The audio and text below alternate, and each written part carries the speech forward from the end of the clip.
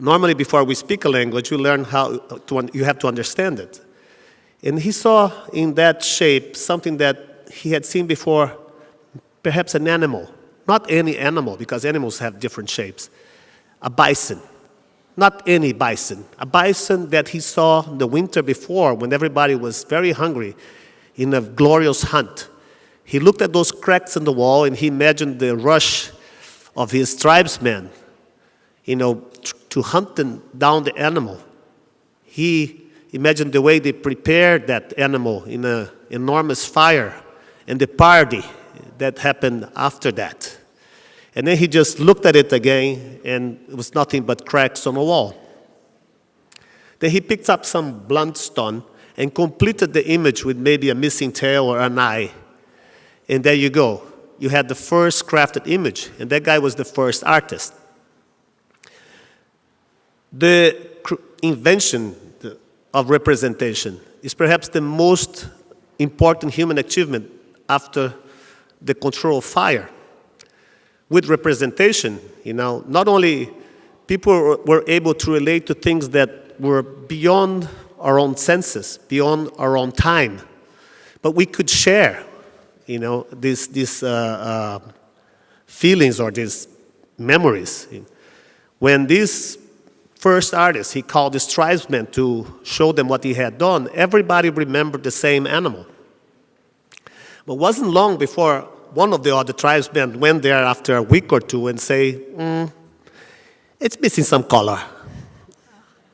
And since then, the whole history of representation became this race of technology coming after cynicism. Whenever somebody says they could be a little bit better, somebody went there and made when you think about the development of representation, it has to do with the development of our senses. It is said that the church didn't make frescoes at walking level with perspective because people would bang their faces into it.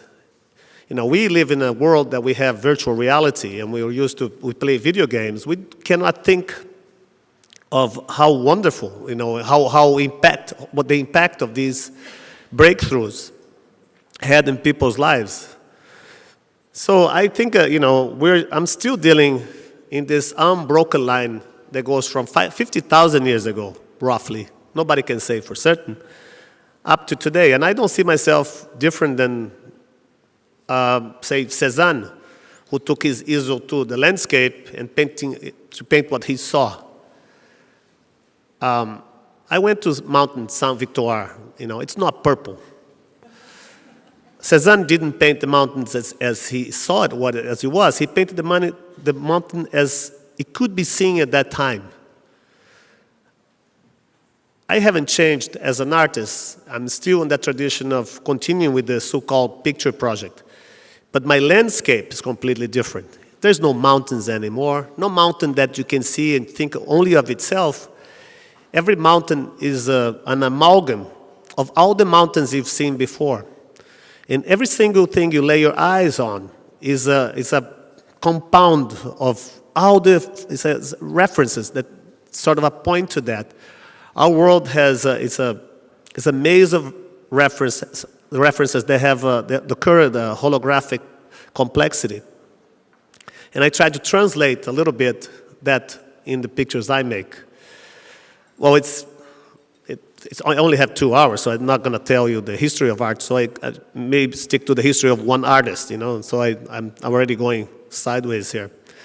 I never intended to be an artist, and I have a really hard time trying to explain why I'm here right now, But I'm trying to do very briefly, so you excuse me for being here. I wasn't, I was born in a very poor family, very poor household in Brazil. There were no artworks in my house, no art books. My father was a waiter his entire life. He really didn't care about art. My mother worked as a switchboard operator at a local phone company. She also never been to a museum before I had a show in one.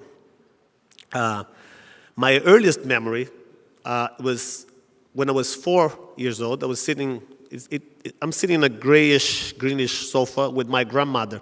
My grandmother, yes, she's amazing. She was an amazing person. She had not a single day spent in school when she could read and write. She taught herself how to do it. She could name all the bones of the human body or the capitals of the world. She learned all of this from one single piece of literature that we had in the house. It was an Encyclopedia Britannica that my father won in a pool game. He was good at pool, though. This memory, my mother is like covering and uncovering words in the Encyclopedia Britannica. And as if she was it's a little magic trick. She was just, as she put my finger on it, ran through it, I start memorizing the shape of each word. And she would say cascavel, urutu, jararaca. And I would feel with my finger, I remember the actual feeling of the surface of the words and the taste in the mouth, something that I have this really complex memory of it, even though there were names of Brazilian snakes.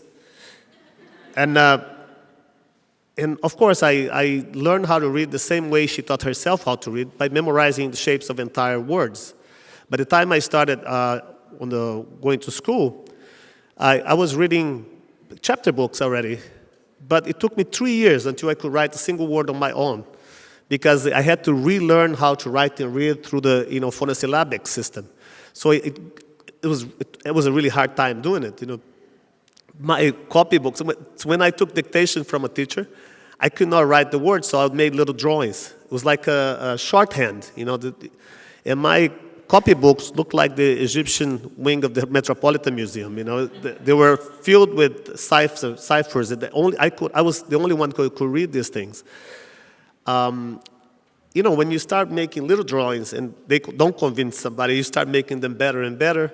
And sooner I became the kid in the class that makes caricatures of teachers and pass them around.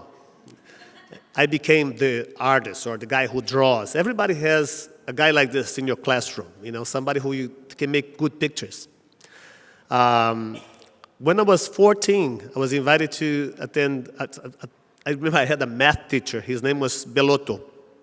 He picked up one of my copybooks and said, you have to go see the principal. I thought I was going to be suspended. Instead, she sent me to a festival, an arts festival that was organized with all the public schools in São Paulo. And I remember that day as if it was yesterday. I don't remember yesterday. Oh, I do remember yesterday. It was the day I met lots of kids that were just like me, and they loved to draw and to do things that they had. When we're talking about art too, the reason, one thing about art that I've learned, it is about, it's very empirical. It's hard to explain because it's not a thing, because it's about experiencing or playing, And I always related the idea of making art with play.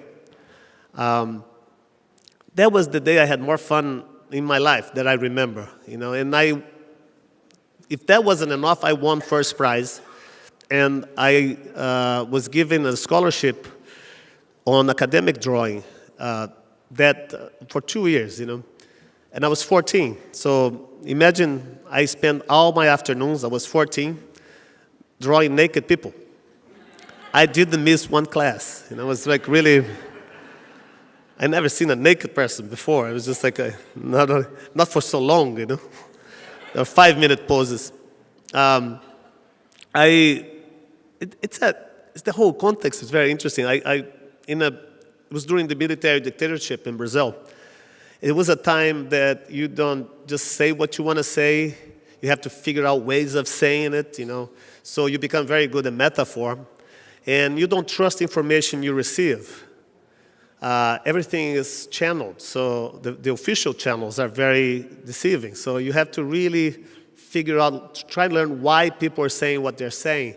So you become very cynical about, the information that's available to you.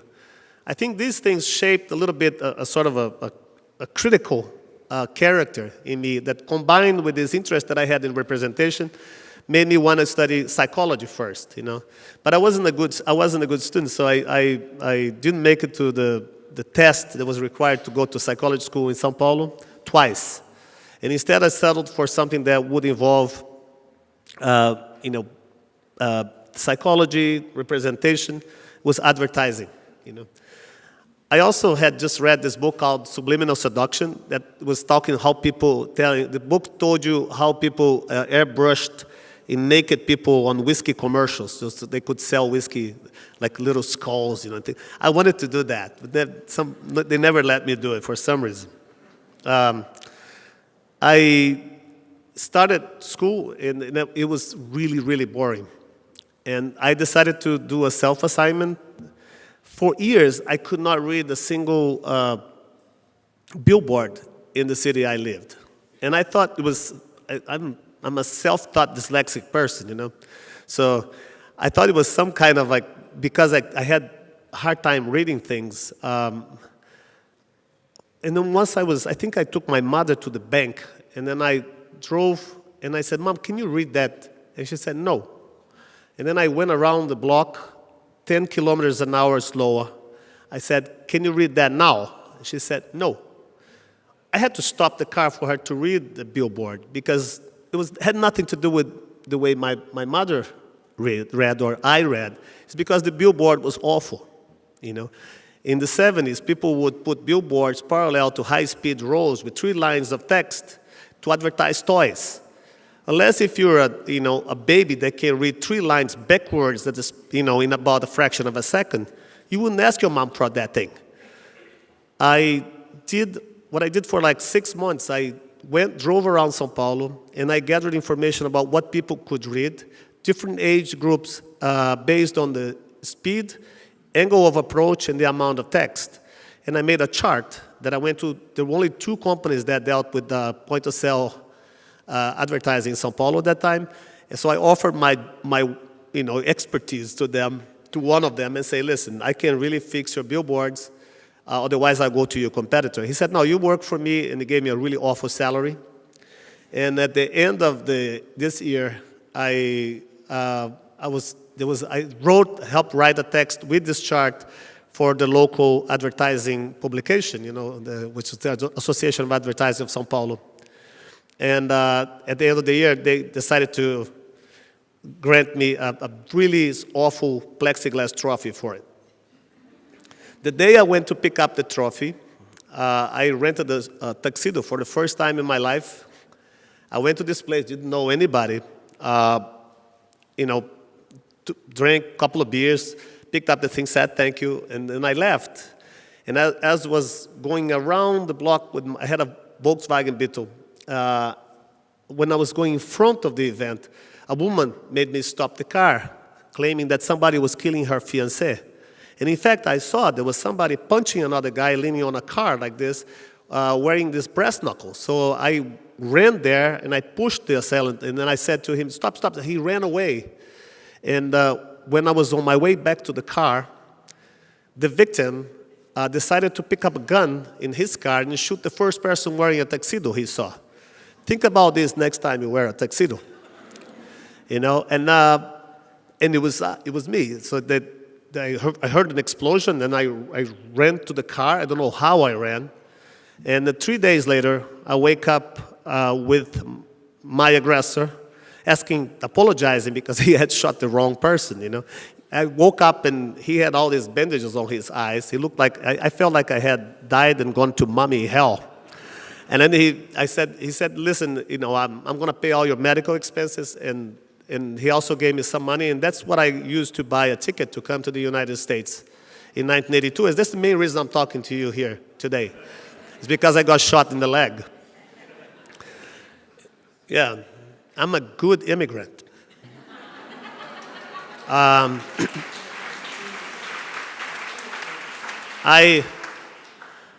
I arrived, I was doing a lot of theater at the time in Brazil. Something that I got involved was experimental theater.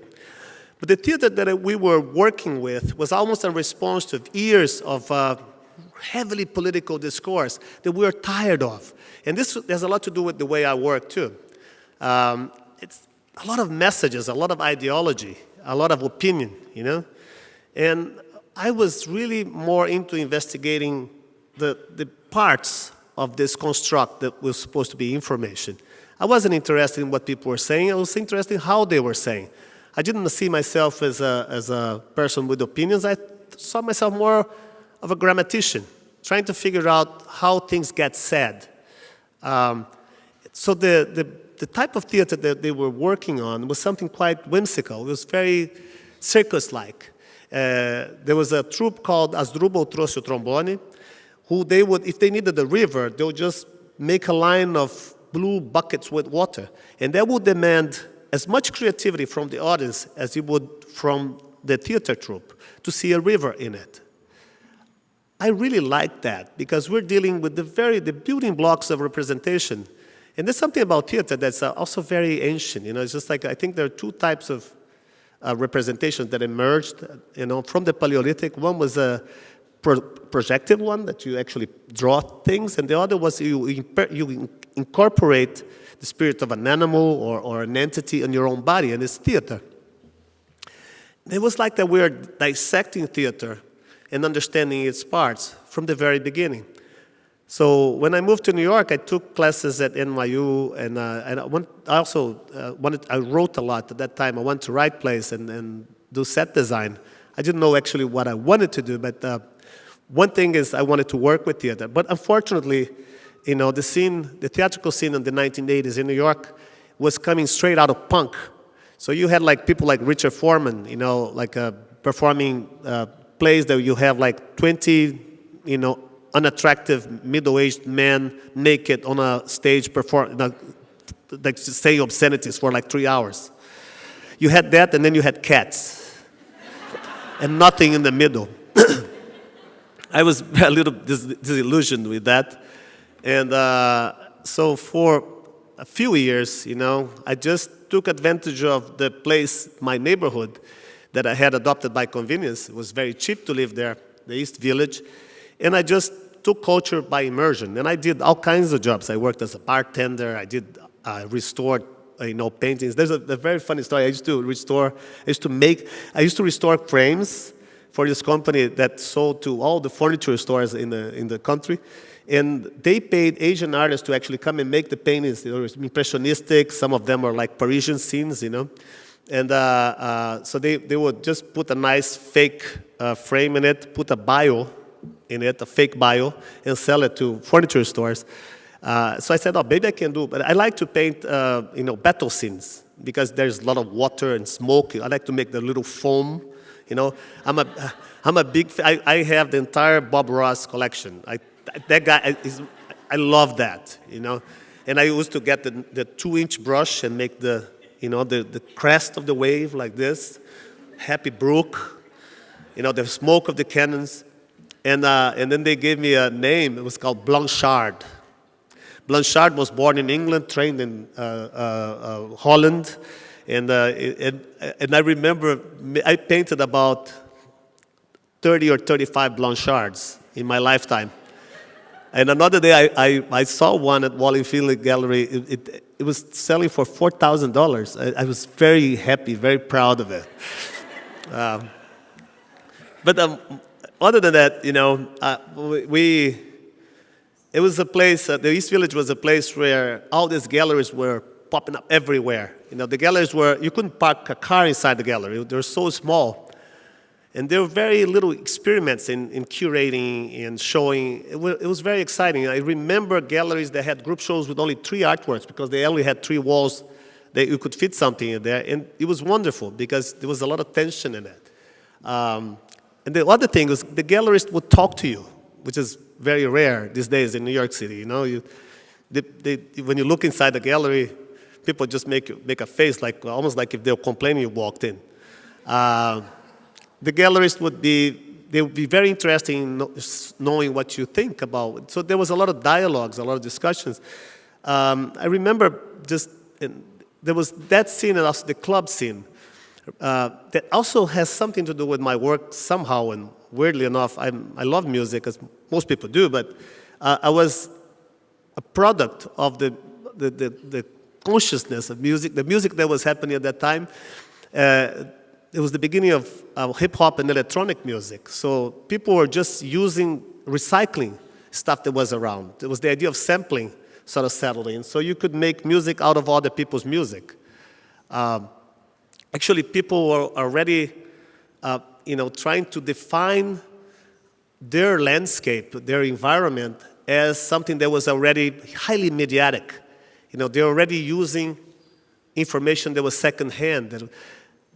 If you think about it, and I think I walked the first time I saw a show by Cindy Sherman, and nobody had to explain that to me.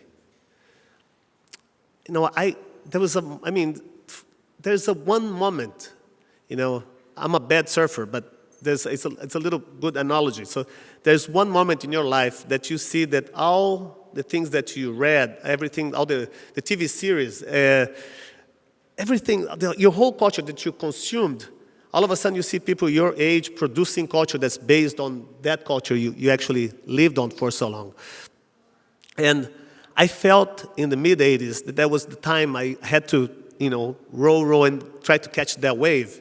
And that wave only appears once in your lifetime. Otherwise, you'd just be out there. And that's when I saw the 80s artists. They were, for the first time, it was very taboo to talk about advertising, commercial art in artistic context. And when I saw, I think what really triggered this was the film stills by Cindy Sherman. Nobody had to explain them to me. I saw that person in those pictures exactly like I saw myself, as somebody trying to find himself a place between physical experience and this imaginarium that was created through a long exposure to mediatic information. Trying to become a character in your own film. I am perhaps the first generation of artists that was exposed to television my entire life, And I, perhaps, like, most of you, we don't really share a taxonomy, an organized way in which we can organize information that we receive. We just dump it in there and try to find it. It's like a teenage bedroom, It's like and this sort of, trash disposal that has become, it's like a little wasteland that's becoming our memory, I think that's where we dwell. I decided to say, maybe I could make art, because I had a lot of friends who were actually showing, but it was very small. Everything had, all these friends they show in tiny galleries, but they managed to make a living. And then I thought, maybe I can give it a try. With the help of a friend, we rented a studio in Riverdale. It's like an hour from the place I worked. So I took the train every day after work, and we went there. I remember painted the studio, found a nice modern chair in the garbage, put it there, and I said, no, now I'm going to make some art. Art, come. And obviously, as I said, it's not a thing. It's how you filter things. I always have this picture in my head that the artist is sort of it's a filter going through time, picking up experiences. And, you're going to see here this, I've done art with so much stuff, but the fact is, it's not that I'm interested in materials, I set myself this really absurd test of making art with chocolate, with garbage, with sugar. It's because every material gives you another opportunity to explore the idea of making art in a completely different process. So it sort of like widened your scope of what art making can be. And if these things don't look finished, and you're not going to find a masterpiece in it, because I never meant to make any. They're all experimental. They're all empirical. They're all trying to figure out what something can be. I don't think I ever attempted to make something that was. This is it. But as I started figuring out how to work in series, sometimes I see in the series a sort of a curve that gives me a sense of something that finds completion somehow, finds closure. I dwelt, I had sometimes, I used to teach at Bard, and sometimes I teach juniors, and you have like a 19-year-old that says to you, oh, my work is mainly autobiographical. I mean, you have to leave a little bit before you make work that's autobiographical. You know, I thought, what was that I could use from my former lives as a, you know, a restorer of old paintings or a painter of naval battles or an advertising person that I could do. And then in advertising, I thought that there was a keen interest in advertising. That had to do with perception. You know, I still making work that somehow reflect my concerns about how you read billboards. And I'm still thinking about the way of how you transform things by giving them a shape, a color. How we understand the reality around us is very much, and I don't have any prejudice towards commercial art because I find it fascinating. In advertising, you give form, shape, color, even sometimes consistency to things that are like gels, they're liquids, they're powders, you know. So I wanted to, maybe I could try to do something based on what you know of something and try to subvert it a little bit. So the first series I worked on, and I showed them at Stuck's Gallery in 1987, a long time ago. This is 30 years ago. Whoa.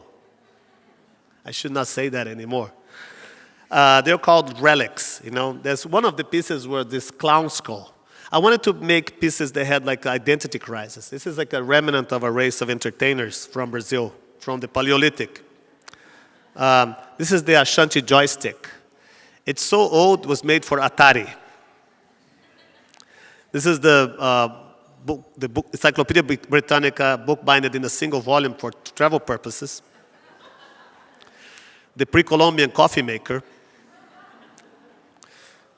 This is the Tupperware sarcophagus.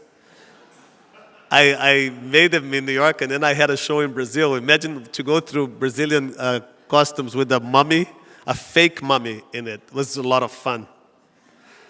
And this is the nail fetish. And this is the half tombstone for people who are not dead yet.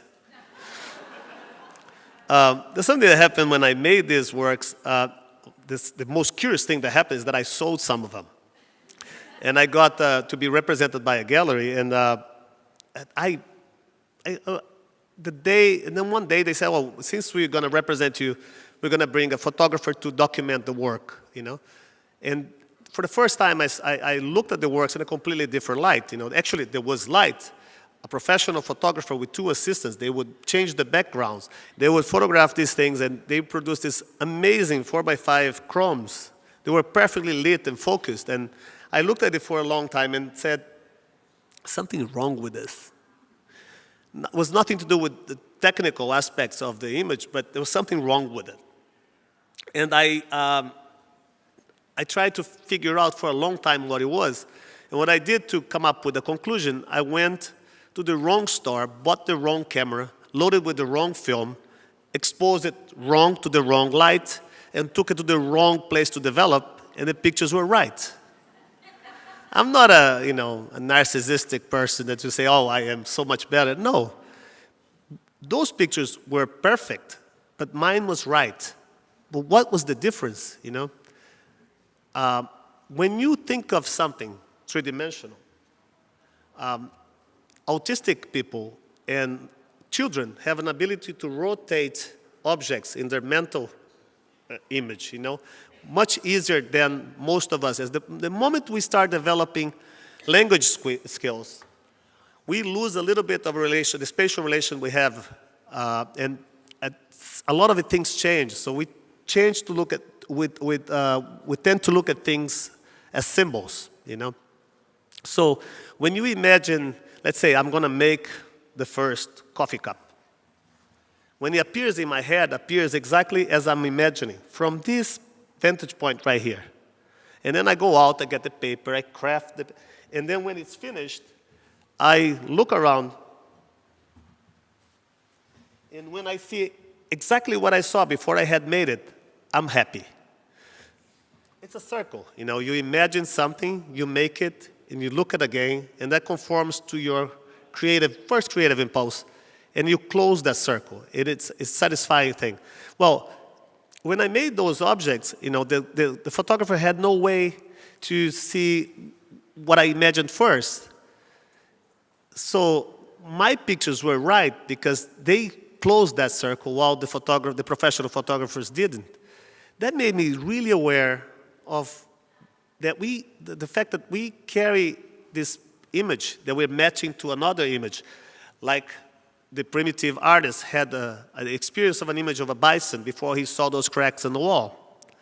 So I became aware of, we're always comparing these two things, seeing how they fare. Around the same time, I had a hobby. I used to draw things from memory, from a book called The Best of Life that most of you probably have, or it's some, a relative's bookshelf collecting dust, which is a collection of Pulitzer Prize-winning photographs that everybody knows by heart. So why do you have to buy the book if you know the images? So because you need from time to time to look at them, to remember, to reload your memory of it. It's just like looking at a family album where you want to know how, Aunt Nancy looks like. So next time you see her, you don't look like dazed and not know who she is. So I had this book, The Best of Life, and I lost it. But I lost it, and I took it to a beach, and I don't know why I took that book to a beach. It's a big book. And right after I lost it, I started thinking, what did I remember from the book? And without ever looking at the images again, I started drawing them. Some of the pictures I had drawn them before, so I knew them almost by heart. Some others, I knew details of them. But this exercise got me into thinking about so much, just like, for instance, if a person draws this picture, the most important thing is the weight of that fold in the shed. Looks like almost just pulling it down. I thought of so many things, facial expressions are almost impossible to remember. Much easier to remember the fold on the sleeve. Patterns are also impossible to reproduce. So you make a pattern that looks like what it is, and there you go. We have sometimes we tend to invert things as we remember them. And there's so many things, I could go on and on, that inform me about drawing too, and how we remember things. But most of all is the fact that when you are drawing, or even when you're taking a picture, when you have an SLR camera, single reflex lens camera, the moment that you took the picture, you pressed the shutter, the mirror got in the way, and that moment you didn't have it. It was just for the film. Digital cameras operate with a similar technique, and if you have a viewfinder camera, you're not seeing what the film is seeing. You're seeing it from a slightly different angle. So there's a parallax. When you draw someone, you look at the person you're drawing, then you look at the paper. The moment you're drawing on the paper, you're not looking at the person. So that moment's missing. So the entire history of representation is a history of blindness. It's a history of the moment that we didn't experience that for the sake of posterity, to be able to see it, understand later. I kept thinking about when you remember something, it's coming actually from your mind. And when I show these things, I know, some of them are easy. This is an easy one. You just have to make a whole bunch of people with 3D glasses, and there you go. You remember that picture. And I was offered a show, but I had grown attached. I used to do these things as somebody does the crossword puzzles at the New York Times on Sunday. Whenever I remembered something, I would go and draw it. And I used to draw with whatever I had, with ball pen. So the drawings looked really awful. And I didn't want to show or sell them, not because they were awful, because I had grown attached to them. So I had a really good idea. I'm going to photograph the drawings, sell the pictures, keep the drawings. Good deal. But when I photographed them, I photographed them slightly out of focus. And when I printed them with the same half-dot pattern that I had seen these drawings for the first time in a newspaper or a magazine. There you go again. It's something gone full circle. I had seen these pictures with that kind of language. I remembered them, and I reproduced them exactly the way I had seen them before. When I showed these things for the first time, people didn't care if they were authentic, but they complained a lot about the quality of the printing. It's pretty much like today with news. If you're looking at this, you know what it about. You remember that. You remember the guy with the little shopping bag in front of the 3 tanks. You remember those things hanging from the tanks that you didn't know what it was. This is what happened. It has nothing to do. But the fact that I had gone halfway, it really made it. We thought we were looking at the same thing. I never got sued by any of the, AP or Getty images because they look very different. I tried to make them look exactly the same, but I couldn't. But we have these tendencies, almost to see things in things. Well, I have to go back a little bit because I saw the slide. Sorry. The idea that I had gone halfway and we sort of met in the middle became very important for me. First, we're comparing things that we've known before, we've seen before. So I said to myself, if I make art, I have to work with the visual archive, with the baggage that the viewers bring into that encounter. Art is not something that happens in the studio. It happens when somebody else is looking at it in a gallery or in a museum. And I have to work with that, because I only can do half of it. The other half is whoever looks at it that does it, I really hate when artists say that I only make art for myself, I make art so I can see people looking at it. I have an artist who I greatly admire. She is not with us anymore, but I went to a lecture, and then she said that I only make art for myself. She was a sculptor, and she made editions. So I said, why do you make editions? She never forgave me. So this picture, what's the image inside yourself that makes you see things into things? When you look at a cloud, for instance, that cloud can be whatever you want it to be, but you sort of lock in a single, and you know how easy it is to imagine something in something abstract. You sort of force meaning into it. So I wanted to make clouds that only meant a single thing. But more than that, I wanted to make clouds that you don't want to make them, we didn't have computers at the time, but I want to make them that there would be a cloud, a lump of cotton, and a guy rowing a kayak. But if you look at the guy rowing a kayak, you don't have the lump of cotton or the cloud. If you think of cotton, you don't have the cloud or the kayak guy. It is because we can see, this is called a multi-stable image. We can see things with many, many forms, but we have only sort of like a little bottleneck that only allows us one meaning to come at a time. Is the nature of our linear thinking that actually is something called attention. It's a handicap we have. And I have a theory. We see things, actually we develop consciousness because we have very poor eyes. Our eyes are less sophisticated than eyes found in fossil trilobites that aged 500 million years ago. Their eyes, all the wiring come from the back. Our eyes, all the wiring come from the front. That allows us to see only 3 degrees in focus. Only 3 degrees. Everything is peripheral. It's our foveal vision. We only see in focus 3 degrees. All the rest is stuff that's out of focus. But your eyes move about, and give you a sense of a completely focused image. But because your eyes move in little sequences called saccades, you know that you go from A to B to C to D. When you look at that again, you go A, C. When you go to C, you don't have to look at D. And you start developing models. I really sincerely believe that. I talk to a lot of people about that we develop consciousness based on the facts that we've created these, we memorize these models as we see them, And a lot of make us really think and rationalize things has to do with the fact that we have very poor eyes. It's another lecture, sorry. Obviously, when I made these clouds, I always thinking about this connection between what's inside, what's outside. But there's also, as I said, we develop ways of seeing in accord to the processes that were available for us to see things. This is Lorenzo Ghiberti's Doors of Paradise.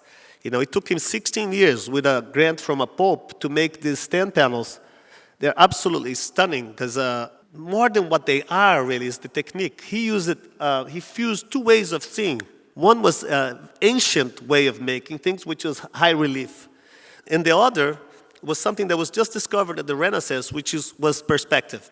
When you have these two things together, your eyes seem to be trapped between one way of depiction and the other.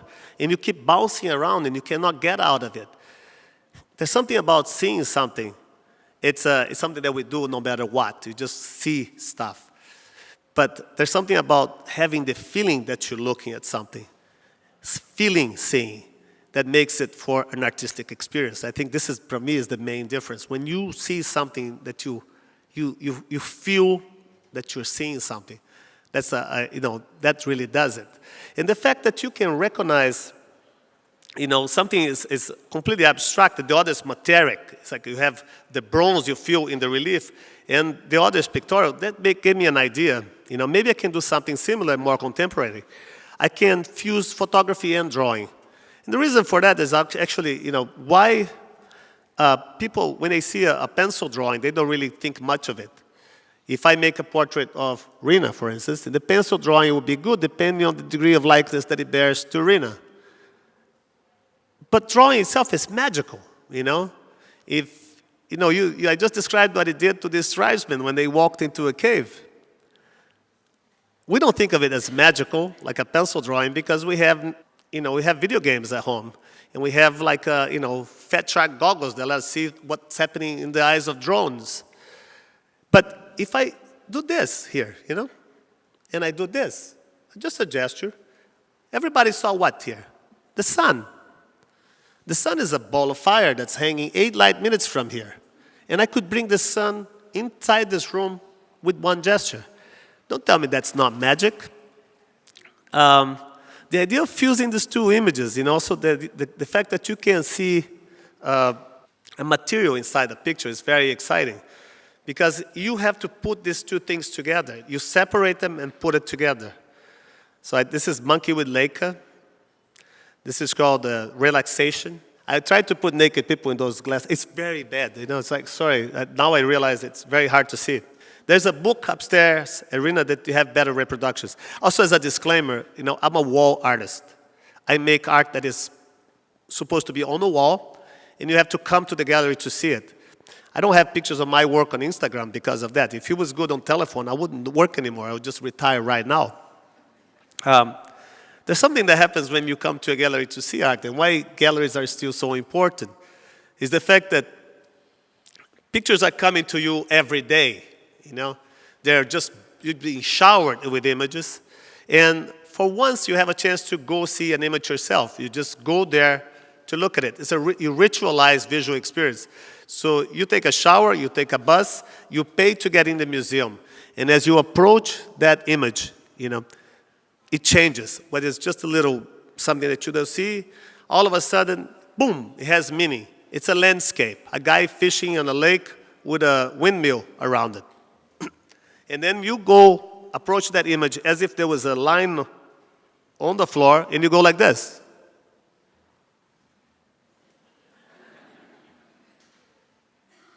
Everybody does that, even if it's more discreet, like. Why do we do that? It's because when you look at something, you see the landscape. That was something idealized, was made by an artist. It's something that came from his mind. It's mental. And when you get close to it, you see the materials that he, the artist, with great talent, put together for that to become a picture of a landscape. In one end, you have an idea. In the other end, you have these things that, most art materials come from the ground, with animal oils, some kind of like alchemy put together. So from a distance, you have an idea. From closer, you have a material. You have mind, you have matter. And why do you go back and forth? It's because the experience of art is not in the matter, and it's not in the mind. It's in the exact moment you cross the threshold, the little boundary that separates what's inside your head with the environment outside.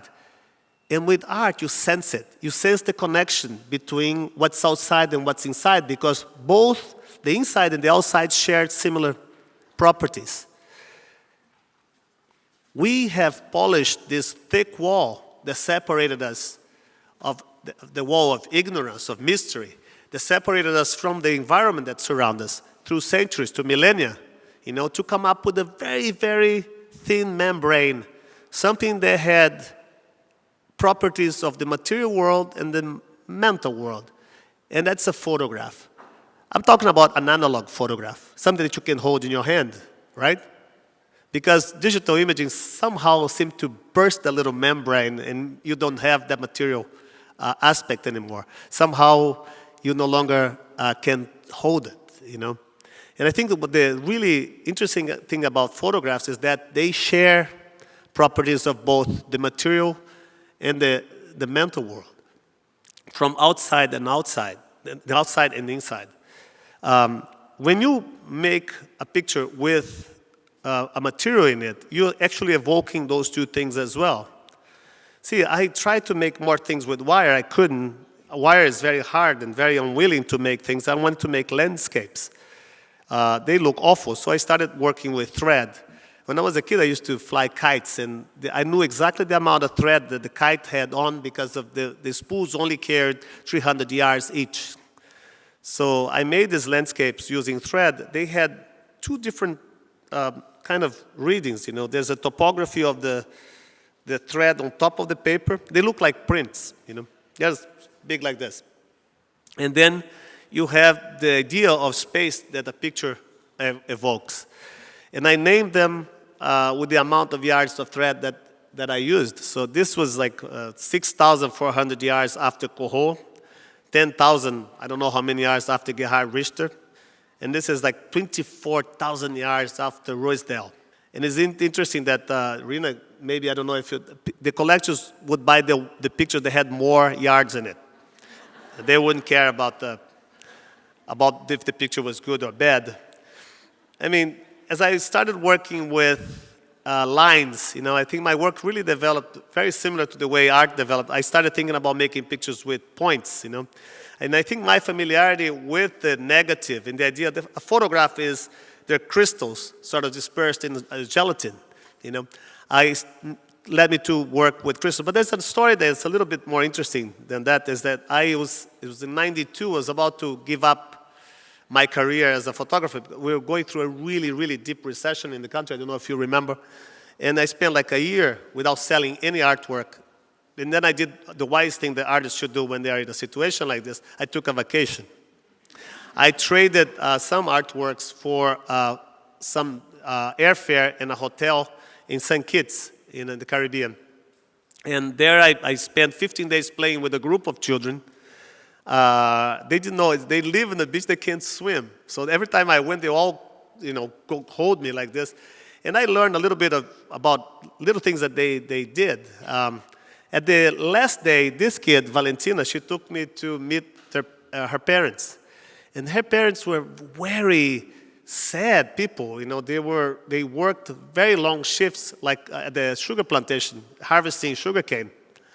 And when I came back to New York, I kept thinking about that. And I had little pictures like this, just the contact prints. Kept looking at them. I said, what was taken from these children that for them to become grown-ups like that?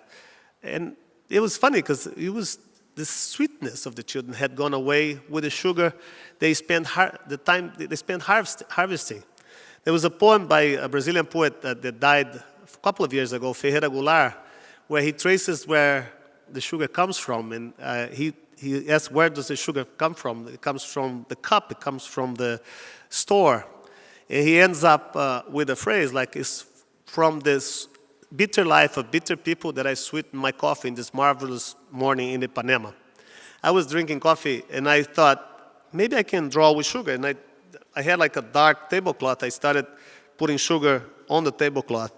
And I realized it's much easier to draw with sugar than to draw with a pencil because you just go like this, I gained weight doing these pictures. But I made this export, and it was a time that I didn't have a gallery. And I showed them in the back room of a gallery, a Tricia Collins gallery in New York, and somehow that called the attention of a New York Times critic, Charles Hagan, and he wrote a really beautiful piece about them. And in 4 weeks, I was invited to become part of the new photography show, which is really the show that really finds the photographic talent in the Museum of Modern Art. About a year and a half later, I had my first retrospective at ICP. A retrospective. I think I made 10 times the amount of work that I'd had in that retrospective I made after the retrospective, so I don't know what that means. But there's something about these that are also interesting. It's about sort of a connection. It's what art does, too. The question was already lingering there. I have children, you know, and I cannot imagine developing the work that I've done all these years without contact with my children. I use them as guinea pigs all the time. And, because they have a way of looking at things that we sort of lost with time. There was a guy who, it's a side story, I had a fellow that was a UPS driver. Once he helped me bring a big case up the 3rd floor where I used to work. And then he looked at one of these pictures and he said, "What is it? Is this some kind of art or something?" And I said, "What do you think it is?" I have the habit of answering questions with other questions. I think artists are terrible of answering things. They're much better of asking questions. And then we went on and on until he said, I told him if they were made of salt or cocaine, what would they mean? And then we had a long conversation about that. And he was from Jamaica. And he said, well, I really like this. You know, I go deliver stuff in all galleries. I never see stuff that I can talk about. I said, you know, maybe because nobody asked you the right questions. And I remember having my first show, my first retrospective at ICP. And for the first time in my life, I had all these curators like Peter Galassi, Maria Morris Hamburg from the Met, the MoMA, how these people were validating my work as a photographer. For the first time, I bought a camera when I was, 30. Brassai had a camera when he was 40. So I'm 10 years ahead of him. And that was amazing. I was feeling so happy, but there was something missing. And then when William came with a picture of his baby daughter, it was a picture of a picture, because when she was born, I photographed her. And I made a sugar child of his daughter, and it was hanging on top of his mantelpiece. That was an amazing thing, that I was an artist for William, and I was an artist for the curator of the Metropolitan. For me, this really did it. If you can make art that can be meaningful and interesting for the director of the museum and for the people who clean it, that's hard. But also that's it's very rewarding. As I said before, my parents, they never set foot in a gallery or in a museum before I had a show in it. I'm continuously making work for my mother. She likes everything though.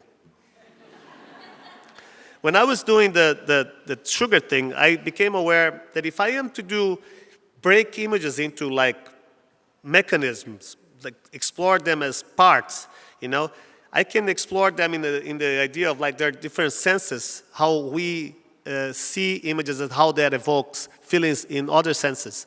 Most of you have been to McDonald's. You see that picture on top when you're ordering, and when it comes, it's something completely different, and you're very disappointed.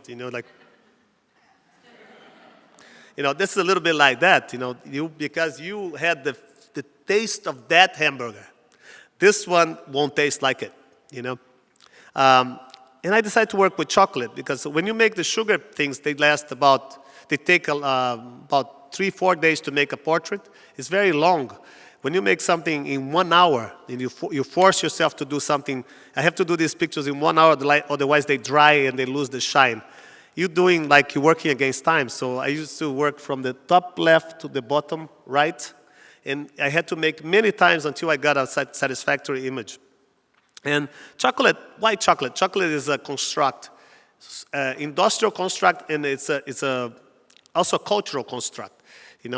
Chocolate inspires feelings of romance, of guilt. I don't know, eschatology, whatever. But it's just cocoa that's grounded. Freud could explain it, so he was my first subject. And I made people kissing, I made people killing themselves. For me, since I had to do this very fast, it was a way for me to experiment this tension between material and subject. Like this messy thing that, since I had to do them very quickly, I like pictures of crowds because this is a crowd in a sporting events that they're experiencing with mixed feelings, something that happened. Some score, and there were people who are happy and some people who are sad about what happened. And in the making, as I did very fast, some sad people became happy and some happy people became sad, but you don't know what it is about. The idea of evoking another, I did it, experimented that. It is somehow, it looks like you're vulgarizing the idea of representation, but you're not, you're just expanding it somehow. For instance, this I was doing like the Descent from the Cross of Caravaggio in chocolate. But since I had just, prepared a meal and I had some leftovers, it tasted really bad that, it was overcooked. I decided, I was looking at the book, I looked at the Medusa thing, and I decided to make my own Medusa head in my plate, which I photographed because I had the camera there to do it, And it was funny because I didn't have a piece to be in the show that I told I was part of, and I gave that piece to be in the show. And I did this on Monday. On Sunday, it was on the cover of the New York Times Weekend. It's my plate of food. I thought this is very alchemical, just turning a plate of food into something. And there was something also that, a lot of these pieces that this took 5 minutes to do it, and it became a very iconic work of mine. This took 6 months to do it, because this is done with loose pigments that I manipulate with the help of dental tools, and I have to sell them for the same price. It's so unfair. As I said, I sometimes I see myself as a grammatologist. I'm just taking things apart. You take one part of picture making, which is pigment, is color. You isolate it and you make something only with that. It's very interesting, but also a very unrewarding experience because you have to paint with gloves, goggles, and a mask. Because if you breathe out, you destroy weeks of work. If you breathe in, you die because that's cadmium. And they are very large prints, where you can see grain by grain what's going on. Well, you take the pigment out and you end up with the support, which is paper. Paper has been, the role of paper, no pun intended, has been changing dramatically in the digital revolution because paper was supposed to be something that you used to disseminate information. Now it's almost, you only retain its documental side. We hold things on paper. I remember when digital cameras started to become more popular, and some companies like Kodak started or Ilford started discontinuing paper. The photographers went berserk. They were thinking the world was going to end. Photography was dead. And in fact, it's like none of that changed. The idea of like a medium dying is something very interesting. In August of 1839, Arago pronounced the invention of photography to the Academy of Sciences in Paris. And this was on the 12th of August. On the 13th of August, all the headlines in the newspaper proclaimed that painting was dead. Well, I mean, you can go to San Francisco, you can go anywhere, you can buy, paint, you can buy oil paint, you can buy tempera, you can buy anything. Photography didn't kill painting. Actually, what photography did, it liberated painting from its factual relationship to the world. The painters didn't have to paint what they were seeing anymore. They could paint what they wanted. They could paint what was in the head. And it gave them the opportunity to think about what was painting. What was painting for? Some people explored it as a sort of calligraphy, like the Impressionists did. Some think they related it to the subconscious, like the Surrealists did. But ultimately, photography liberated painting. And what we are having right now is like as if the digital image came as the ghost of painting to haunt photography.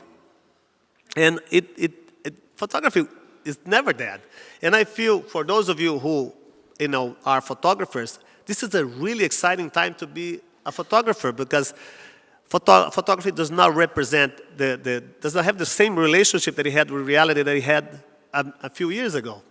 It doesn't prove that something happened, And it became like Leonardo used to characterize art as cosa mentale, something from, and it's time for us now to realize what is photography, what it does, This is how experiencing this. I'm separating the paper. And these collages, they're like 5 layers of paper, and I could not possibly do them without a computer. So I separate them, and bit by bit, I make the collages, From a distance, they look just like a picture by Robert Frank or a picture by Ouija. But upon close inspection, they're all handmade. But, you can see it in a book, too. So maybe there's some of these prints are around. They're insanely made because they're like every single piece. And when you come close, the good-looking people that you saw from 5 meters away became like jack-o'-lanterns and monsters because they don't look at all what they look from a distance. From making pictures with things, I started making of materials. I started making pictures with objects. I had a bigger studio, and I started to making big matrices. So this is done with army men, and they depict an army, a toy soldier. It's a 14-year-old Civil War soldier. And the idea of toys as being something that a sort of a medium also prompted me to actually make more pieces with toys, with tiny toys. It would be fun to have. It was fun having kids in the studio around this time too. And as I went from that to a even larger studio, I started using like junk. Like I had the studio right next to a junkyard, and I started like just going there, picking up, and doing these pieces called pieces of junk. It's interesting, more than that they're junk. I probably wanted to do them with new things, but nobody would let me do it. But the fact that you know what these things are, they have a sense of scale. That in the Narcissus, there's like a piano, there's like oil drums, things that you know the size of them. And these pictures are not done from straightly photographed above. I make them in a place that's bigger than this entire room, and it's shot from a 20-meter tower. So when the drawing is made, it's not rectangular, it's anamorphic. So it's very long and trapezoidal. Only from where the camera sees it, you see what you're seeing in the picture. So it has perspective, and it's a little bit it gives you a sense of vertigo. It's another one. It's about the size of things. It's very exciting. Sometimes when you are in something very big, you have to imagine it, It doesn't really immediately seems like, but my main source of inspiration is actually minimalism and art that was made during my lifetime in the US and in Europe. I think there's a tension between form and material and concept that is sustained, in most minimalist works and earthworks that I find it very interesting, and I play it differently with my work, but somehow I try to distill it. I've never been to Spiral Jetty, and I don't want to go. I don't think, I was offered a trip there, and I declined because if it's too small, I had the same thing with the pyramids, I thought they were so much bigger. I watched it on cartoons, and then when I went to Egypt, I thought they were kind of like, not that good. You see it on Cécile DeMille films, and they look so cool. I don't want to see Spiral Jet. I just want to imagine. I think a lot of these people, Michael Heiser, Walter de Maria, what they made pieces in your mind, because they made it so far, so it's very hard for people to go there. But they actually sculptures inside your mind. And I kept thinking, how do I do something with that? So I first did something in my studio, tried to prove that they didn't exist at all, like those moon pictures that people try to disprove all the time. But that wasn't fun, I wasn't playing with tractors and big toys. So I bugged the hell out of a company for many, many years in Brazil, a mining company, because when you have iron ore, you have these huge surfaces that you can draw on, and you have the equipment nearby. So they finally agreed that I would do 36 land drawings, and over a period of 3.5 years, And they lent me the equipment, and I would photograph them with the aid of helicopters. With the difference from the original earthworks is that I wanted to downplay the idea of the subject. So I chose really, but really, really stupid drawings, and go through this Byzantine, like the fuzzy dice, There were stuff that you find on for free, copyright-free images, like the hand sign here, or a ruler. That ruler has 1 kilometer, like a shovel. Because I didn't want people to think, oh, what a nice image. I want to think the same thing that I thought when I saw Spiral Jetty for the first time. What did this guy have to do to come up with that picture? So that's a small one. You see somebody walking on the side there. That truck there, the bed of that truck is about the size of this entire auditorium. The outlet. They were like a very standard things, But the idea of making a drawing so big that you have to imagine it is very exciting. I also did these things, every time I have a chance to do it, I ask a plane to make a cloud. See, it goes with the wind. So you're walking on the street, in San Francisco, all of a sudden you see something you expect to see in the sky, but never as a drawing. You see a drawing of a cloud going by. And you're totally, for like a second, you're very confused, You see a symbol and the thing all together,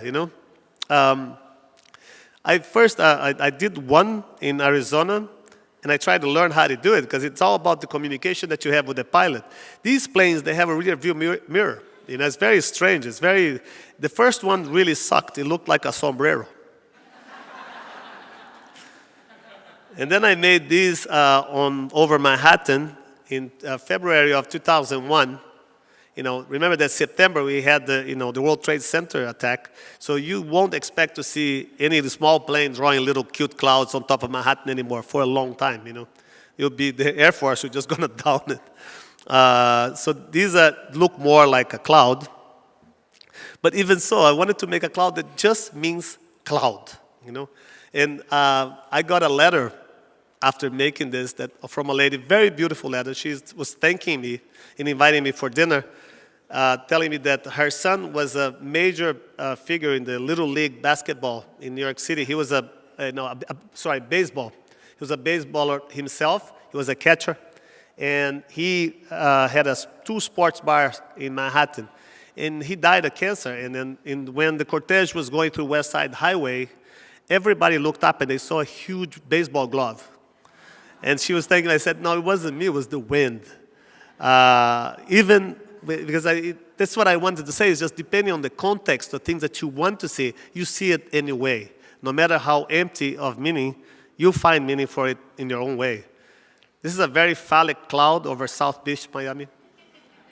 And you make things that are so big, I keep thinking, what if you make them so small you cannot see it too? This is the piece of equipment that became just little acquainted. It's called a FIB, a focused ion beam. It's something used to repair and to create computer chips. It just projects a beam of ions in a surface. If they are silica-based, it would etch it.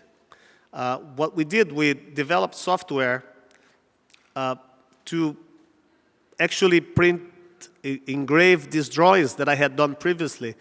I had done these drawings with a 19th century device called camera lucida. So it's a way of making pictures before photography.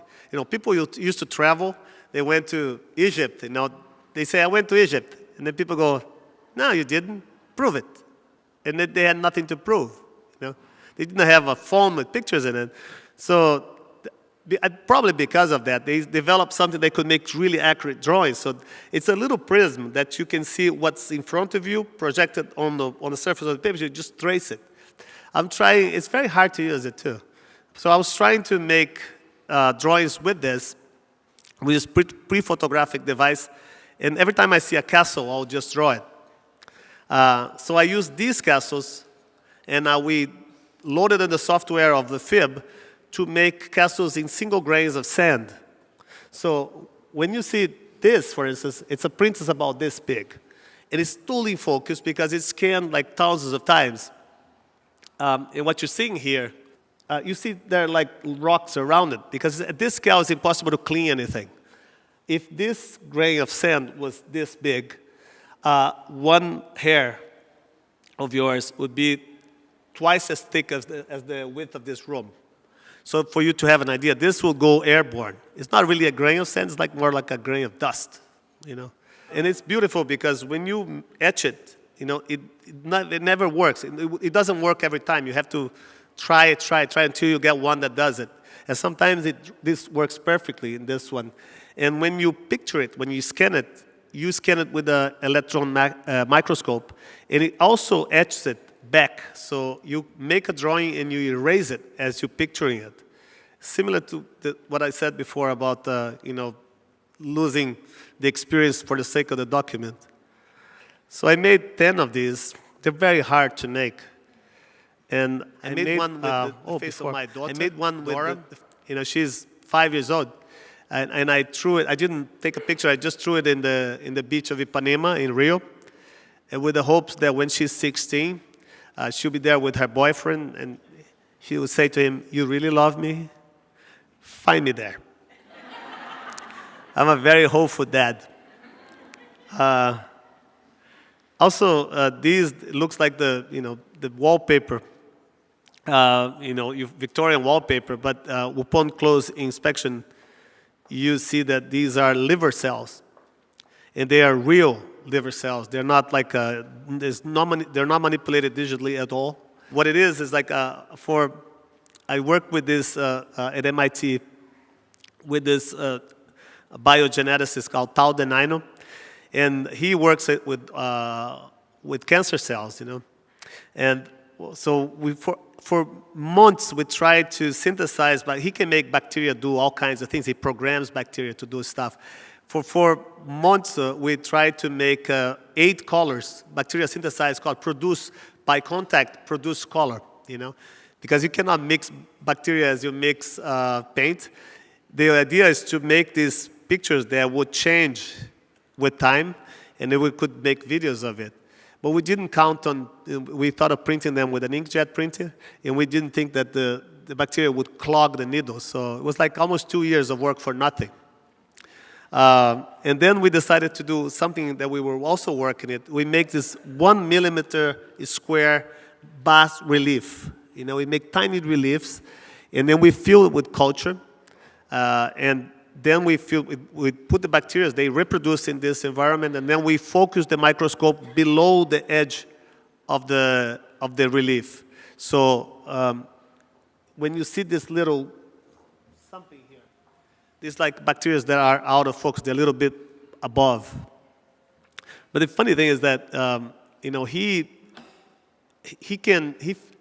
bacteria can be very good for finding tumors, because they hide inside tumors. Because once they're inside a tumor, they're free from they don't have to exercise any defenses. They're outside the immune system. So he is actually working for a long time in empowering the bacteria to find tumors faster. And then one day he calls me and says, Vik, remember those colors that we were doing? That we make bacteria produce color. Remember when we were working on that? They said, yeah, we had to throw all that in the garbage. I said, yeah, sure. And he goes, that, I work with bacteria that find tumors. And he said, yeah, and? And he goes, I think I just found a way to make a bacteria produce a color when it finds a tumor. And I was like, wait a minute. That makes it very simple. You can go to a pharmacy, buy a probiotic solution, ingest it, and in a few hours, depending on the color of urine, you know what kind of cancer you have if you have it. So we'll just simplify diagnosis and maintenance, greatly. So he's working on that. So sometimes if you don't get to make an artwork, but you get to help diagnose cancer, that's a good deal too. But he's brilliant, this guy. And I like to work with scientists because when I made that first, I thought, oh, great, now we're going to make pictures with all kinds of cells. My mistake. Cells behave differently. So, cervical cells, for instance, they don't stay there. They just have cilia and they move about. So they're very hard to scan. These are cellular trunk, I forgot, stem cells, I'm trying for years to do the similar picture with neurons, but they're very hard to do. Neurons are expensive too, and they don't divide. This is the film that I did. If you haven't seen it, it's a really interesting picture. I mean, I was telling that after 30 years, you're trying to figure out what is that you do really, But you cannot rely only on your own opinion. You just have to see what it does to other people. I didn't know anymore, and I felt that I should, go beyond my mother for advice. So I did this project in which I asked people who had absolutely no experience with art at all. I invited them to my studio, and that also opened a huge door for me because I'm always sharing my ideas with people with my work. But sharing my experience of making things is also very enriching in a number of ways. So I asked these people to come. They had never, the closest they'd been to their own portraits were like their selfies they took on cell phones that they found in the garbage. These people were scavengers in the largest garbage dump in South America. And I asked them to come and work on their own projects in a huge scale in my studio. And the project took 3 years. And it ended up being documented in an Oscar-nominated picture called Wasteland. I photographed them in the studio based on what they wanted to look like. And I oriented them to look for classic themes. But a lot of the pictures ended up, going around the idea of work. With these two exceptions, the Saint and Marat. It's in the film. The moment I had this idea, I see somebody carrying a bathtub, and I said, Marat, there you go. And that, if you see the film, you realize how much it changed these people's lives. They changed completely their view of the world. In the moment they can have to deal with the materials that they deal with every day in a completely different way. So it just transformed the way you see things. And also the chance that they can see their own world from outside, really, it was amazing. And for me too, art does things to people. The art humanizes us. I still think it's a beautiful picture. If you have a chance to see it, it's on iTunes. It's for free. You can get it on YouTube. When I was showing working with garbage, I thought about the garbage outside. I started thinking about the garbage inside. The fact that we looked at the web pages, our phones, look at magazines, we scan these things to find things that are of our interest. And in doing so, we're actually putting a lot of other information in where does this thing go? When I was working on these portraits, it was just a high contrast thing. In fact, one of the people who participated in this project, Magna, she says something quite beautiful that's not in the film. She says, I love this because I am where the garbage isn't. It's true. She was emerging from the sea of garbage, her features and herself. That was for her was an interesting thing, this binary nature of what the person is and what the environment is. But in our mind, in our memory, things are not clearly separated. We actually have a sort of a wasteland, a huge garbage disposal of references, of images that we've seen through the course of our lives. They're out there. Whenever we recognize something, we recognize things from these devices. And I kept thinking about making a picture that really reflects the way we look at pictures today. A picture that's made out of other references, a picture that's made out of tiny pictures that even keeps you from looking at what the picture is, that distracts you, that makes you, wonder in different ways. So what you see here is a picture of a zebra. Basically, when you see a zebra in a picture, it is an amalgam of all the zebras you've seen in your entire life. But there's a particularity about this on the original picture, not in the projection. Each part of this picture is another picture. and it's ripped, it's cut by hand. It's a huge, very elaborate collage, but they're very hard to look at. And somehow they mimic the way we see things with our brains, not with our eyes. So I go very quickly here. It's like George Bellows. I love this painting. It's at the National Gallery because it's the idea of a city, how brilliant, like a big market. I think that picture specifically talks about this series because we have a sort of like we have selective, the way we recognize things is a market. There's a nature of a market. We just pick the best things that can fit it. Right now, we're starting to understand the process of recognition in a picture, through the way we can isolate parts in the brain that does certain functions. But this is still. But I think the idea of like making pictures with other pictures, bring me back to the fact that I didn't grow up around photography very much. When I had the only pictures I have as a child, they were taken by my aunt. She lived in Miami, and then she came once a year to visit my grandmother, and she had a camera. We didn't have a camera at home, and she took pictures of me, and then it would take me a whole year to see them. Now, when I try to tell this to my kids, they laugh, So I have 9 pictures of myself as a kid. This is one of them. When I moved to the U.S., I first went to Chicago, and I went to a garage sale. I saw pictures for sale. And then I started seeing pictures for sale everywhere. Sporadically I see them, and I buy them because I don't know how these pictures ended up orphaned. We used to transmit our pictorial heritage the same way we used to transmit our genetic one. It's very similar. We inherit the pictures of our ancestors. So we look at them, we look how similar we are, what makes us alike, And it was a habit until very recently, until we started collecting pictures and putting them on our phones. I'm not saying it's bad or good. I've been collecting vernacular pictures, family pictures for people I've never met. Most of them probably are dead for 25 years, and I have over 250,000 of them in boxes, And because and recently, they're becoming cheaper and more available on eBay. Don't bid against me. And I was in Venice with Cindy Sherman. She showed her photo albums that she collects. And I said, I used to be so easy to get photo albums. Now, it's so hard because there's this guy who keeps like outbidding me all the time.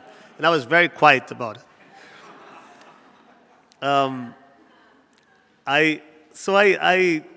What you see here, I have these pictures in boxes. I have nothing to do with them. And I want to bring them back. So I keep looking at family albums. All the family albums in the world are exactly the same. It starts with a baby picture. There's a school picture. And then there's a picture of some vacation. And then there's a picture with a sweetheart. There's a graduation picture. There's a bar mitzvah or a christening picture. And then there's a wedding, some vacations, and then they end at different times. The only thing that changes is the subject, the character in those pictures, and a little bit of the scenery. But they all tell the same story. So I went on and picked all these pictures that appear in every single photo album and they're very general, and made them with specific pictures that I found in my collection. So when you see this, you cannot see it, but it's made out of millions of tiny pictures. They're personal pictures, a lot of them with babies too. And there's interesting families of pictures, and you have a lot of when you collect family pictures, you cannot go. You organize your collection. You don't organize them by date or by artist or by you have to organize them by subject. You end up creating the weirdest families of pictures. I have a collection of pictures of women on vacation, and they're never looking at the camera. They're always like some kind of like Hollywood star going like. I also have a collection of pictures of women posing, sitting on cannons. 250,000 pictures. I've never seen a guy sitting on a cannon. always women. I don't know what it means. I'm just thinking. The wedding picture, for instance, you had to pick a picture where they couldn't be too good looking or too bad looking. It could be on a doctor. It should be a picture that could be in anybody's album. But the fragmentation of it, which was interesting. It's about, the first one was about general images. This one is about personal images. I can say safely that most of what I know about photography I learned from looking at family pictures, But also I collect postcards, something that became very unfashionable due to Instagram. But a postcard was something interesting. You go somewhere and you send it, physically makes the same way of your trip back to the person you send the postcard to. But also the postcard summarizes your experience of that particular place. If I say Paris to you here, every one of you have a similar picture in your head.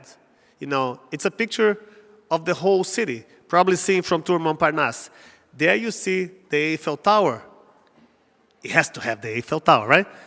And then you see maybe a curve of the Seine. And this picture that you have in your head, if you really think about it, all the buildings in it, they're not from Paris. They're from San Francisco. They're from London. They're from, I don't know, all the places that you've been that you sort of put together in a way that makes you happy with the idea of Paris that you have inside your brain. It's a little bit like that. So to make that picture, I use pieces of postcards from everywhere. So they call postcards from nowhere.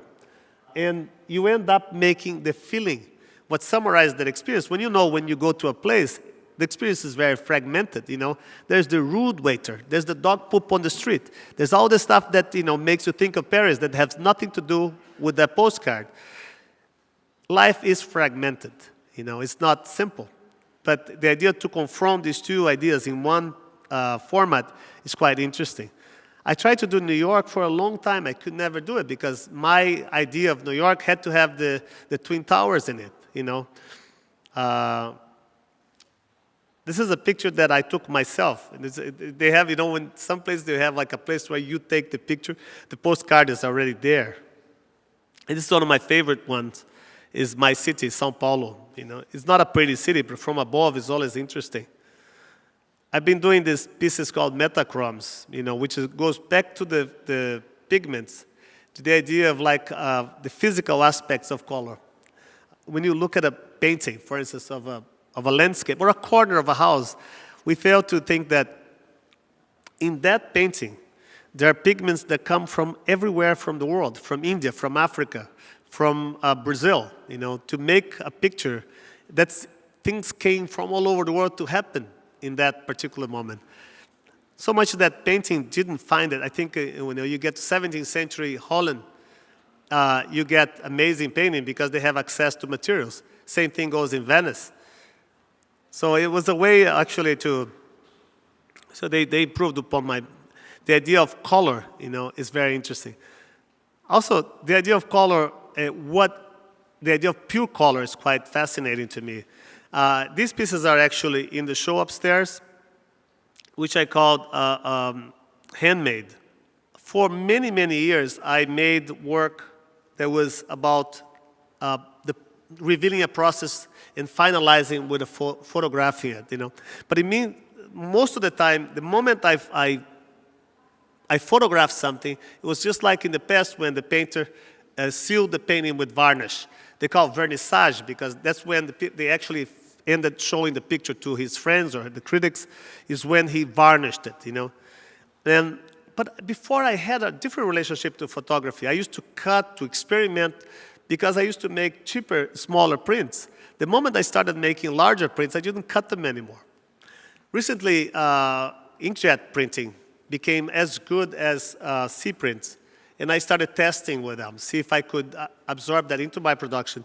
And I made a picture that was made out of everything that you use to draw, like charcoal and crayons, but with wood charcoal, And I made a picture of a dead tree. And when I put it on the wall to see if I was happy with it, I was really happy with the result, but somehow the drawing wasn't quite there. So I picked up one of the charcoals and I started finishing what I had started. I started drawing on the photograph because it was printed on watercolor paper. And all of a sudden I say, oh shit, I just ruined the photograph. I said, well, why? You know? What I was doing, I started with the drawing, I photographed, and then I was working on the surface of the picture. And I was sort of compressing the photograph between these two layers. That picture has nothing to do with what I'm doing now, but somehow it has everything to do. I said, why not go beyond the layer, start working in front of it, you know? And for the last 2.5 years, I started to developing a language, a grammar, so they would, and I think right now I'm turning the experimental point. See, I work in series, and I think the series themselves are the works. You know, I start with curiosity, a lack of technical ability, and then you start working, until the point that you start making them very easily, and then you lose interest, and then the curve goes down. And that's a beautiful, I have different curves, you know. And right now, I spent 2.5 years playing with this thing. So if you go to my show upstairs, it's a very empirical, very experimental phase of this work in which I'm actually building up on the surface. For the first time now, I'm actually, and that's giving me an opportunity to work as a painter. I'm a frustrated painter. You know, every photographer, I think painting requires something that I don't have, but I'm thinking I can cut a corner and being able to work with some of the really tasty things about painting, which is composition, color. You can explore a very artistic sense that the photography itself does not allow me to do. And I think there's a few works in this, I think this is it, yeah. A few works in the show that sort of reflect to it. In the meantime, you know, I'm learning how to make beer. I am, actually finding out how to distill alcohol with this thing called a rotary evaporator, so I can make a completely transparent Bloody Mary.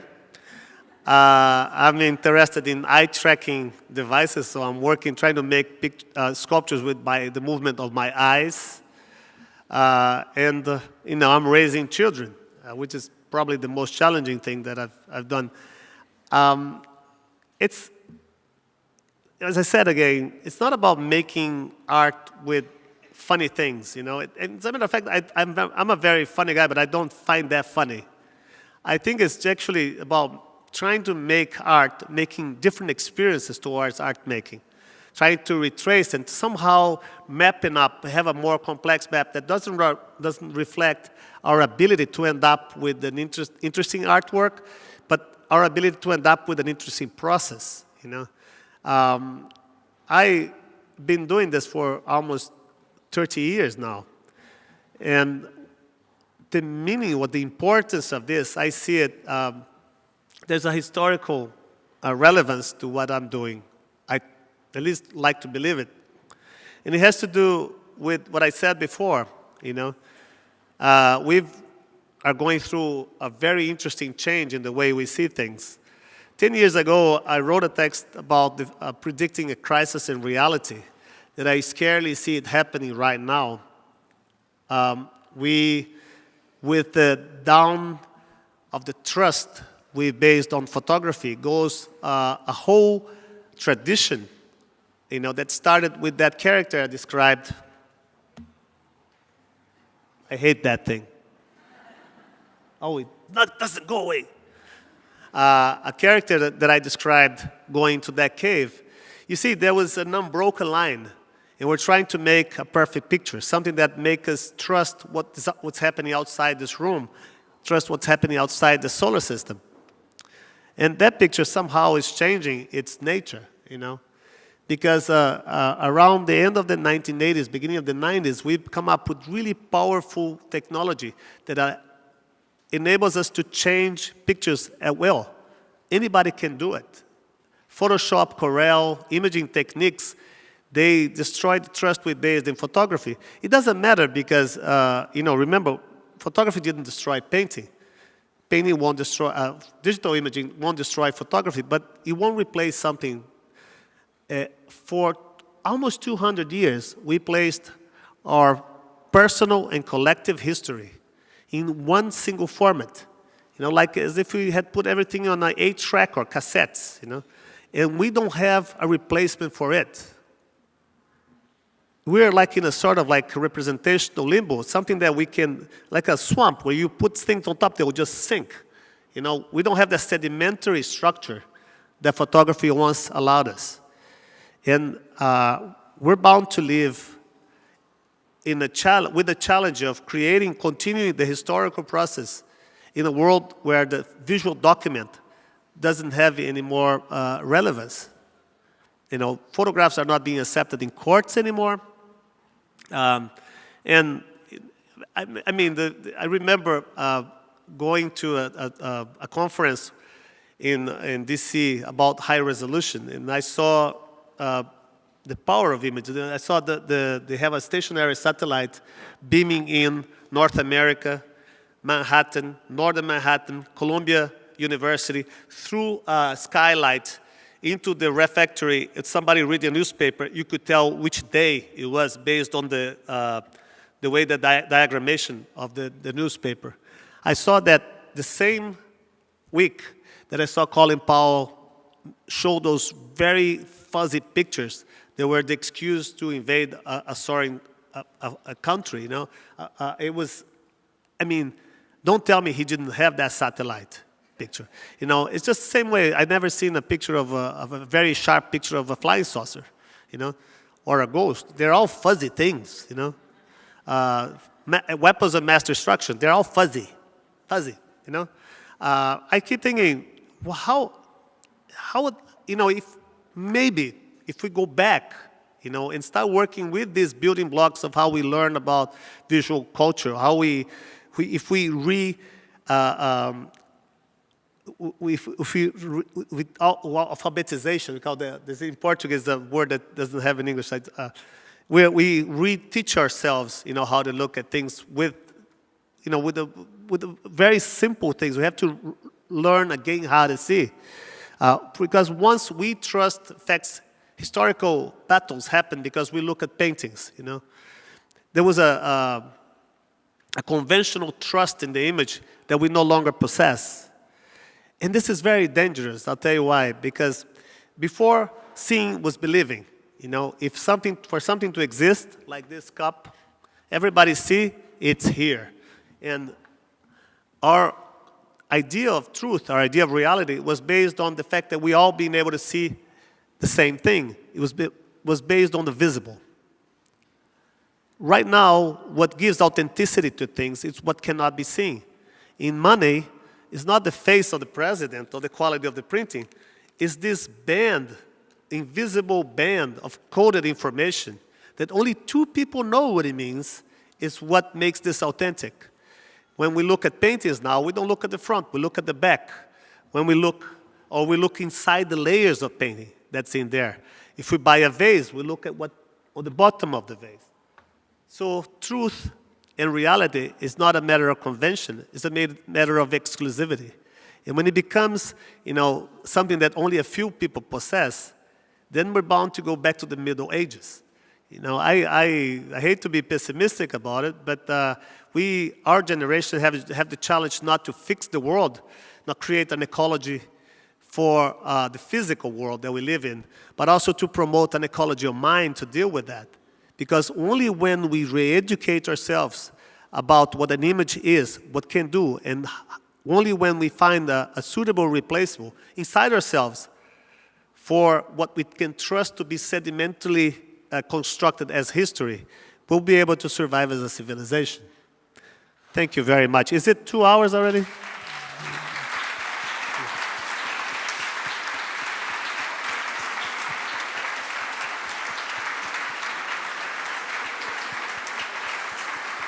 Thank you. Do we have time? I think I spoke 3 hours.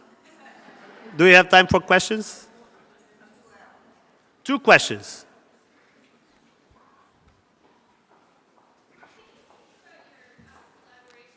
Second Avenue mosaics? Oh, the Second Avenue mosaics. Oh, I don't have a picture here to show. It's a. Oh, that's a funny. I'm a photographer, right? And then they asked me if I can do something for a train station.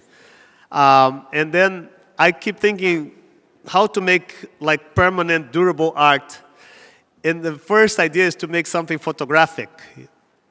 And I had to deal with this for so long, in coming up with projects that weren't that interesting until I just realized that I'm a mosaic artist anyway. I'm just making parts that relate to a whole. So I don't have it here. I'm sorry, but it's a really fun project. It's called Perfect Strangers. And you can see it next time you go to New York City. It's on the 72nd station of the 2nd Avenue. I thought about what it is they're photorealistic mosaics made with, I would say the competency of somebody who did mosaics back then in Modena, in ancient times. But they portray contemporary characters. They're just at rest. They're just doing nothing. They're just waiting. And it's interesting because the experience of a train, being in a train station, had to do mostly with, especially in New York City, the trains are not that good looking, the stations are awful. So you look at people. So whenever you're mentioning something about a train ride, you're just, musing upon the fact that you encountered weird characters, And New York City is filled with them. But I didn't want to focus on the weird characters. I wanted to focus the idea of there's people there. You see them and you don't see them anymore. And initially I thought of getting actors to perform to become these people, but they can never be as good as the real person. So basically I got family members, friends to pose for me. And then you have and it's actually the idea of making something permanent. You don't think about it until you come with the idea of we're mortal, and we change all the time. And about a month ago, I lost one of the people that were in these pictures. It's my accountant. He was an Orthodox Jewish man named Joseph Berkovitz. I needed to have an Orthodox, and I asked him to do it, and he was a bit reluctant because, according to his beliefs, it's too vain to show himself in a picture, but he did it anyway. And he's holding a globe. And he died a few weeks ago. And I'm so glad I did it now, that he's still there. And there are kids in it that they are already different. They're much bigger. And they can see themselves growing in those pictures. But other than that, it's funny because these figures, they're so realistic. And they have shadows that were burned into the actual tiles of the train station. They make them very dimensional, three-dimensional. So when you see them, sometimes you get confused with the people who are just passing by or the people in the station. Well, it's it's somebody, it's like a radio program trying to describe television, Game of Thrones, on the radio. So you have to go and see it. It's really, I think I'm very happy with yeah. Hey, thanks so much. This was amazing. For an artist talk, it was so funny. Thanks. And you did mention actually that your art is not supposed to be funny, that you're representing reality, that art is an interface between our minds and the matter. But a lot of your art is playful. And so isn't one of the things that you're trying to represent playfulness in a way? In the evolution of your art, you're actually just capturing that concept over and over. Well, humor is a strategy, It has to do, there's one thing that I was talking about science, religion, and art. These three things are about believing, Without representation, for something to represent something else, you have to there's a suspension of belief that's necessary. You have to be fooled into thinking that the circle is the sun, You have to let yourself be fooled temporarily by something that represents that. And there are many ways of promoting that feeling, One is through realism, but there's many ways to subvert that as well, which are the most exciting ones, I don't know anybody who, one thing, I knew that I was speaking English well when I could be funny in that language. That's and it's very, very rarely you see somebody who is genuinely funny who is not intelligent. I I think humor is a very interesting strategy that has to do with how you promote the sense of reality. As I said before, you have a bottleneck. We only can think of one thing at a time. So if I'm telling you a joke, what I'm doing, I'm building something, a narrative, and your entire attention is into that, and the world outside that narrative doesn't exist. And I build it, and at that particular time, I take an essential part of it, and the whole thing collapses, which is the punchline. When that happens, the entire logical construct collapses with it temporarily, and you have this spasmodic thing called laughter, It's because it's a moment of freedom, You just temporarily freed yourself from all logical structures. That moment is that one single opportunity you have to stick something into the mind of the viewer. Humor is a very effective strategy, and it's not always funny. It can also be very effective when you're trying to create an experience or put a point across. I don't really think that I want to make a point, or say something. What I really think art making is about creating a situation in which everybody has to deal with that, and everybody deals with it differently. But it's an opportunity that you have to rethink your relation to something. The importance of contemporary art, I think, it's a little bit about that too. If you put the sculpture in the middle of a sidewalk, if that does nothing, it will make you go around it. That's already good for me. I think. Am I still answering your question? That was your 2, and I want to thank you so much. All right, thank you all for coming. Please join us upstairs for a reception for the artist and his exhibition, Handmade. Please join us upstairs for a reception come see my for the show. artist. And his show, Handmade.